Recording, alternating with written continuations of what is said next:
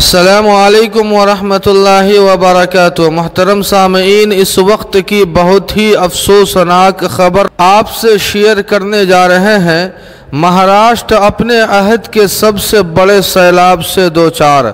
جی ہاں سامعین، مولانا حکیم الدین قاسمی نے کہا کہ اتنا دردناک حادثہ انہوں نے اپنی زندگی میں پہلی بار دیکھا ہے جب خاندان کے خاندان ہی ختم ہو گئے ہوں اور مکانات کی جگہ ویرانی نے اختیار کر لی ہو۔ جمعیت علماء ہند کے قومی صدر مولانا محمود اسعد مدنی کی ہدایت پر جمعیت کی مرکزی و ریاستی یونٹیں لگاتار مہاراشٹر سیلاب زدگان کی بچاؤ اور راحت رسانی کے عمل میں مصروف ہے۔ کل جمعیت علماء ہند کا وفد مہاڑ کا تلیے ورچے واڑی گاؤں میں پہنچا، جس کا نام و نشان تک مٹ چکا تھا۔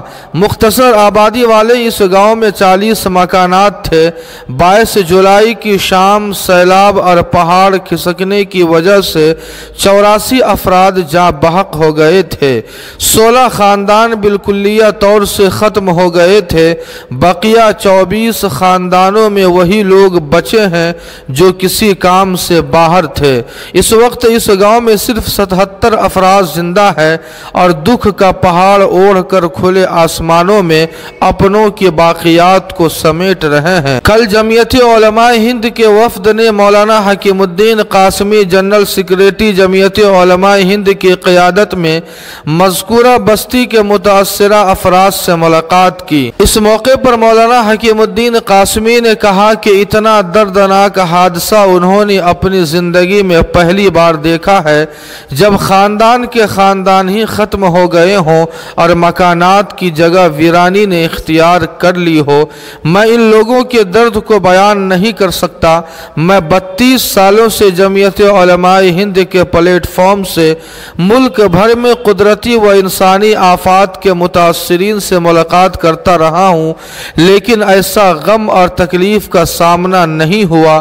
یہاں تو کوئی رونے والا بھی نہیں بچا ہے، جو بچے ہیں ان کے آنسو بھی کوئی پوچھنے والا نہیں ہے۔ جی ہاں سامعین، دعا فرمائے اللہ پاک ان حضرات کے ساتھ رحم و کرم کا معاملہ فرمائے اور جمعیت علماء ہند کی خدمات جلیلہ کو قبول فرمائے۔ جی ہاں سامعین، اس خبر کے تعلق سے آپ کی کیا رائے ہے کمنٹ کر کے ہمیں ضرور بتائیں۔